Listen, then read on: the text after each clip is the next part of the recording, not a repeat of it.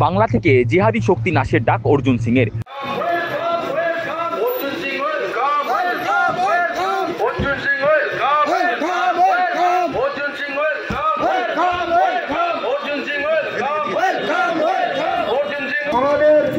মাননীয় শ্রী অর্জুন সিং মহাশয় তিনি শহীদদের প্রতি শ্রদ্ধা জানালেন। 2019 সালের 14ই ফেব্রুয়ারি ওই দিন পুলওয়ামাতে সিআরপিএফ জওয়ানের কনভয়ের ওপর হামলার ঘটনা ঘটেছিল। 76তম ব্যাটালিয়নের 40 জন সিআরপিএফ জওয়ানের সেদিন নিহত হয়েছিলেন। সেই ঘটনার পর থেকে দেশে প্রতি বছর 14ই ফেব্রুয়ারি ব্ল্যাক ডে অর্থাৎ কালো দিন হিসাবে পালন করা হয়। শুক্রবার সন্ধ্যাতে বিজেপির তরফে শ্যামনগর ফিডার রোডের খ্রিস্টান হাসপাতাল মোড়ে পুলওয়ামা শহীদ সেনাদের স্মরণে শ্রদ্ধা জ্ঞাপন অনুষ্ঠানের আয়োজন করা হয়েছিল। উক্ত অনুষ্ঠানে হাজির হয়ে ব্যারাকপুরের প্রাক্তন সাংসদ অর্জুন সিং বাংলা থেকে জিহাদি নাশের ডাক দিলেন। এদিন তিনি বলেন, বাংলাদেশে সনাতনীদের উপর অত্যাচার চালানো হচ্ছে, বাংলায়ও সনাতনীদের উপর অত্যাচার হচ্ছে। সেই অত্যাচার দমনে নতুন প্রজন্মকে সতর্ক থাকতে হবে, পাশাপাশি বাংলা থেকে জিহাদি শক্তি নাশ করতে হবে। ব্যানার্জি যতদিন থাকবেন এখানকার সনাতনী বাঙালি হিন্দু যে এখানকার অরিজিনাল বাসিন্দা তাদেরকে উনি সবসময় এমন জায়গায় নিয়ে যাওয়ার চেষ্টা করছেন যাতে তাদের পরিবার, তাদের ভবিষ্যৎ, তাদের যে নতুন প্রজন্মের যারা ছেলে মেয়েরা আছে তাদের ব্যাপক ক্ষতি করছেন।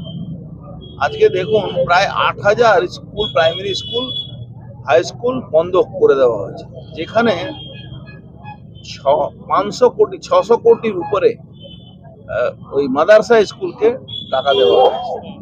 তার মানে সনাতন ধর্মের মানুষ যারা বাংলায়, ভারতবর্ষ ভাগ হয়েছিল ধর্মের ভিত্তিতে, সেখানে বাংলাদেশের সনাতনী হিন্দুদের উপরে অত্যাচার চলছে, মুসলমানরা অত্যাচার করছে, আর পশ্চিমবাংলা মমতা ব্যানার্জি সেই অত্যাচারটা করছে।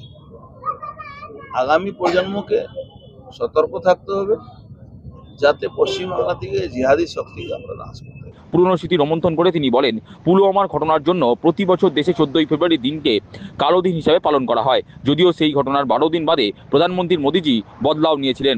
পাকিস্তানের জঙ্গি ঘাঁটি উড়িয়ে দেওয়া হয়েছিল।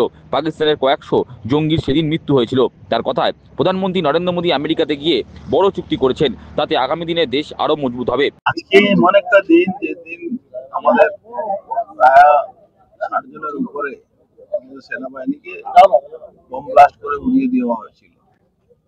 কিন্তু আজকে ঠিক 12 দিন পরে আমাদের দেশের প্রধানমন্ত্রী বদলাও নিয়েছে। আর কয়েকশো গুণ বেশি, আমরা প্রায় 3000-এর উপরে এখানে টেররিস্টদের ঘাঁটি ছিল, যেখানে টেররিস্টদের ট্রেনিং সেন্টার ছিল, সেটাকে উড়িয়ে দেওয়া।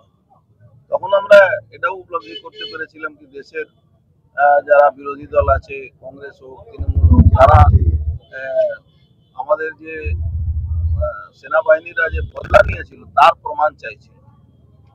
তো আমাদের দেশে আজকের একটা অদ্ভুত জিনিস আমরা দেখলাম, দেশের প্রধানমন্ত্রী আমেরিকার সঙ্গে একটা বড় চুক্তি করতে গেছেন, সেখানেও এই দেশের বিরোধী দলের লোকেরা দেশের প্রধানমন্ত্রী, কিন্তু কোনো পার্টির প্রধানমন্ত্রী নেই, দেশের প্রধানমন্ত্রীর বিরুদ্ধে মন্তব্য করছে। তো যে আমাদের দেশে কিছু বিরোধী শক্তি আছে, তারা টেররিস্টদেরকে জন্য সুপ্রিম কোর্টের দরজা রাত্রিবেলা নক নক করে, কিন্তু দেশের সেনাবাহিনীর বিরুদ্ধে প্রশ্ন তোলে। লজ্জা হয়, কিন্তু আমরা ভারতবর্ষের মানুষ হিসাবে দেশের সেনাবাহিনীর পাশে আছি। আজকে সমস্ত ভারতবর্ষের মানুষ আজকে এই সেনাবাহিনীদের পাশেই আছে।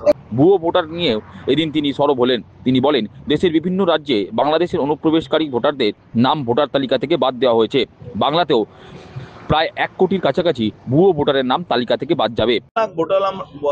ভুয়ো ভোটার আমরা বাদ করেছি। আমার মনে হচ্ছে যেরকম বাংলাদেশ অনুপ্রবেশকারীদের ভোটার লিস্ট থেকে দিল্লিতে বাদ হয়েছে, ভারতবর্ষে অন্য অন্য স্টেটেও বাদ হচ্ছে, পশ্চিমবাংলাও এই 50 লাখের উপরে 1 কোটি কাছাকাছি যাবে ভুয়া ভোটার এখানে। এদিন শহীদদের শ্রদ্ধা জ্ঞাপন অনুষ্ঠানে হাজির ছিলেন হালিশহরের প্রাক্তন উপপুরপ্রধান রাজা দত্ত, জগদ্দল মণ্ডল 2 সাধারণ সম্পাদিকা দোলা শীল, বিজেপি নেতা প্রিয়াঙ্গু পাণ্ডে, সঞ্জয় সিং, সন্তোষ রায়, বিপ্লব ঘোষ, টুম্পা বিশ্বাস, অনন্ত বেরা প্রমুখ।